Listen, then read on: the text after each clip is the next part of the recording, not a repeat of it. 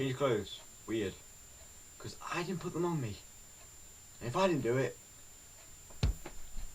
who did? Hello? Oh, good. So, Iron Man 2. It's got some big shoes to fill after the success of Iron Man 1. And I'm sorry to say that in some places it doesn't quite reach up to the expectations. So the story is, it's just after the events of Iron Man 1, and everyone knows Tony Stark is Iron Man.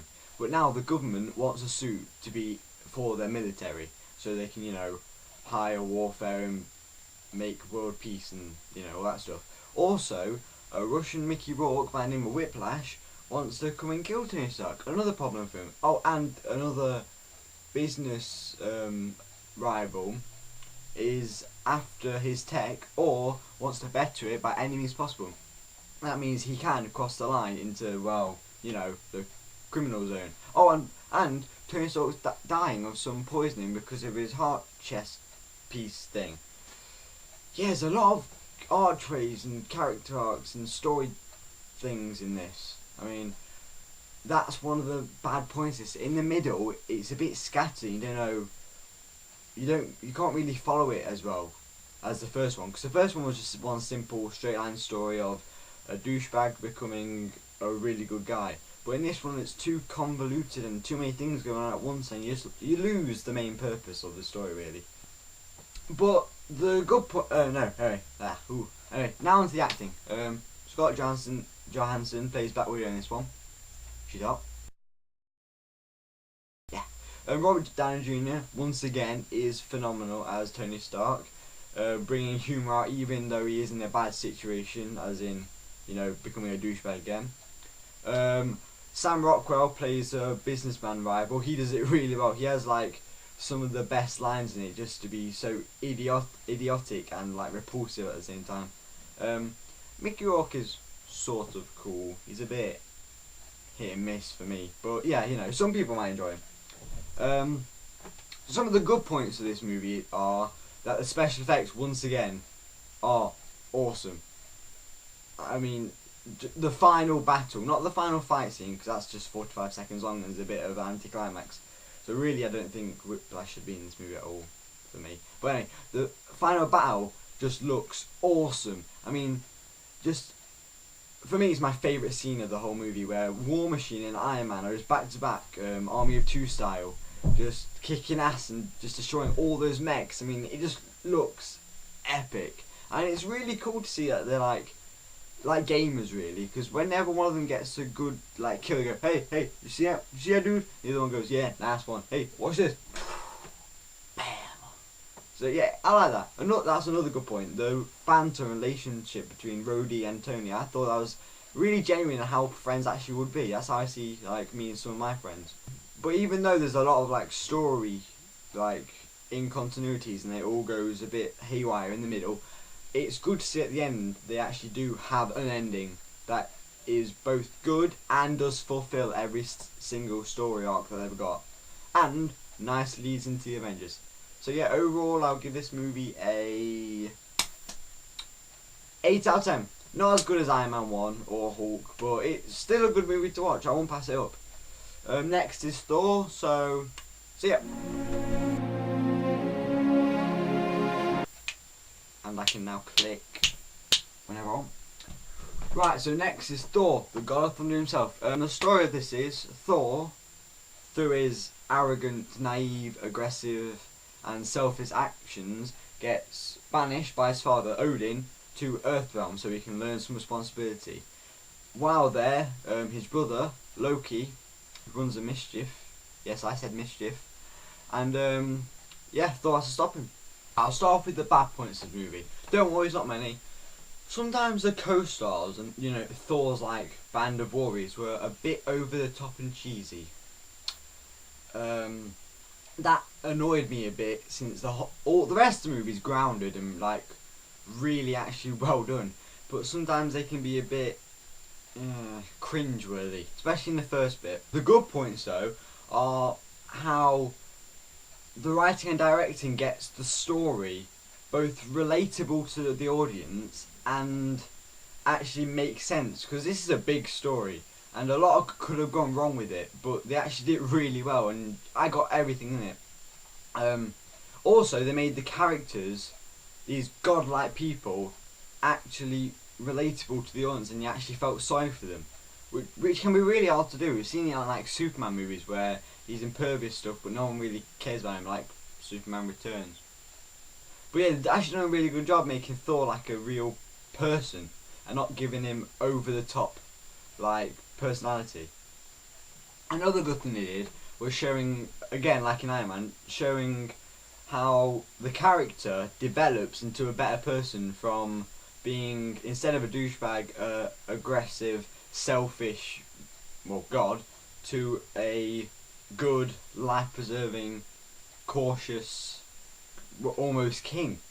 So yeah, it's really good to see how he goes, again, step by step to becoming a better person. It's like you're on the journey with him. He didn't just like skip to being a good guy from being a really selfish guy. So yeah, it's good to see that. Another cool thing is the fight scenes in this movie. I mean, there aren't many. Some people could argue that that's a bad thing, but I think it's good that they didn't show it all in this movie and they've kept a bit for the Avengers. But the fights in it are just badass. I mean, when he throws down on the Frost Giant's planet, it's just epic. I mean, just wow.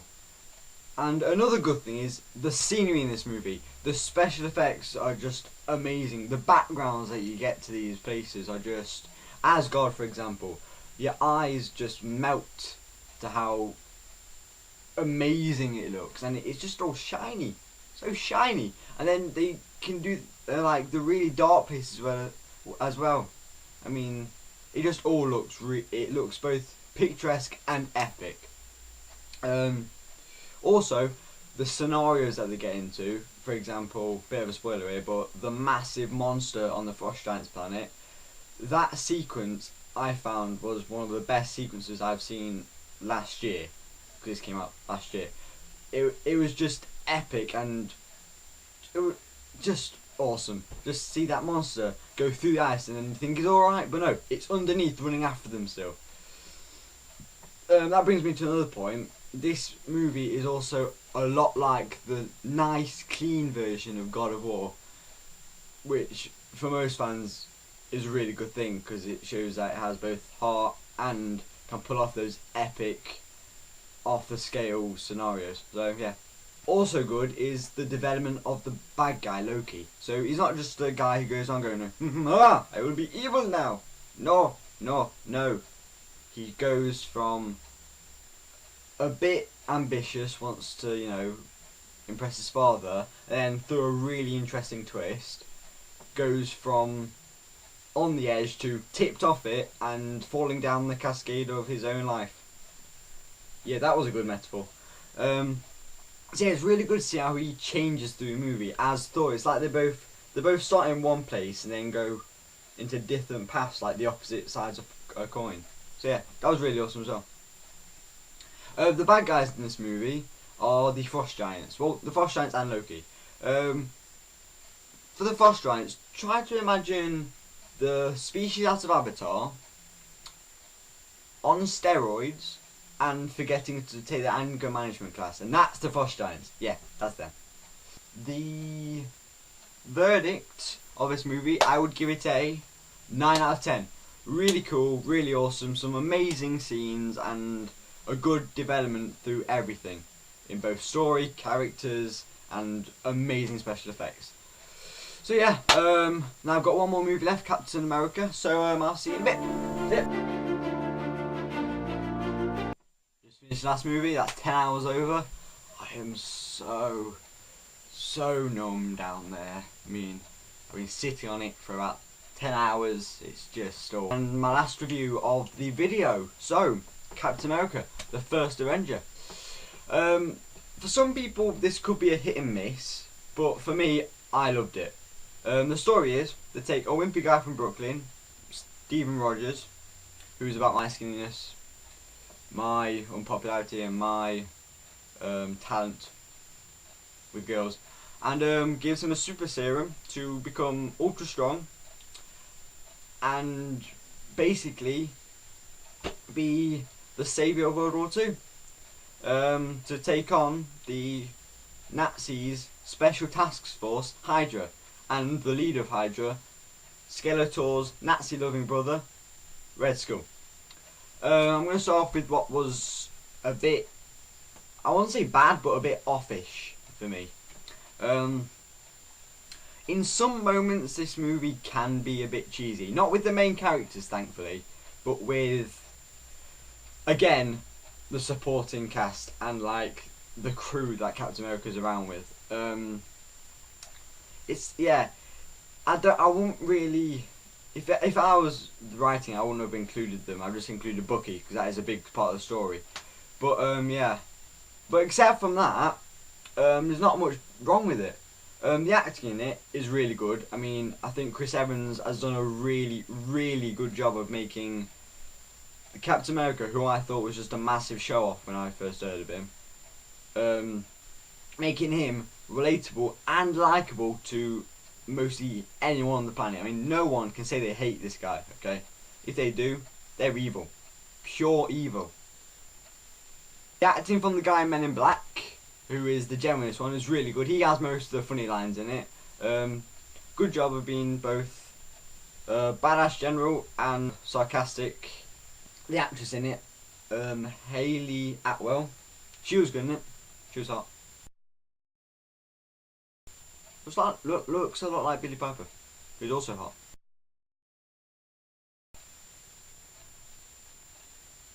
Anyway, the guy out of Matrix, you know, Mr. Smith. Hello, Mr. Anderson. Yeah, that guy. He was a really good Red Skull. Just showing how a guy can just be evil because he is evil. I mean, some people may complain that this character doesn't really have a development in the story, but he's not supposed to. He's just there to be a bad guy, and an old-fashioned bad guy at that. He's just there killing people for no reason, you know, not really caring about the consequences and just going, I will kill you all! Yeah, it's good to see one of those old-fashioned guys back. Which brings me to another point. This movie is very like an old-fashioned movie. Not just because of the setting, World War II, which they do very well. It's like a proper period drama and everything, with the background being very realistic to the time.